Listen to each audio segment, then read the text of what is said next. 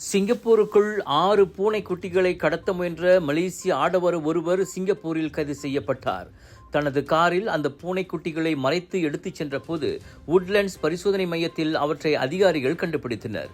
28 வயது லாவ் வெய் பின் என்ற அந்த ஆடவர் அனுமதியின்றி அந்த பூனைக்குட்டிகளை இறக்குமதி செய்ததாக நேற்று குற்றம் சாட்டப்பட்டார். தாம் ஓட்டிச் சென்ற மலேசியாவில் பதிவு செய்த காரில் ஜூன் 6ஆம் தேதி இரவு மணி 8:20 அளவில் அந்த பூனைக்குட்டிகளுடன் வெய்பின் கைது செய்யப்பட்டதாக குற்றப்பத்திரிகையில் கூறப்பட்டது.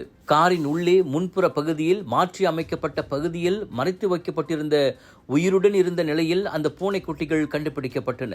இது தொடர்பான இதர விவரங்கள் வெளியிடப்படவில்லை. இந்த குற்றச்சாட்டு நிரூபிக்கப்பட்டால் அவருக்கு கூடியபட்சம் 10,000 சிங்கப்பூர் டாலர் அல்லது 34,880 மலேசிய ரிங்கிட் அபராதம் அல்லது 12 மாதம் சிறை அல்லது இவ்விரண்டும் விதிக்கப்படலாம். வெய்பின் 10,000 சிங்கப்பூர் டாலர் ஜாமீனில் விடுவிக்கப்பட்டார். அவர் மீதான குற்றச்சாட்டு எதிர்வரும் ஜூலை 5ஆம் தேதி மறு வாசிப்புக்கு செவிமடுக்கப்படும்.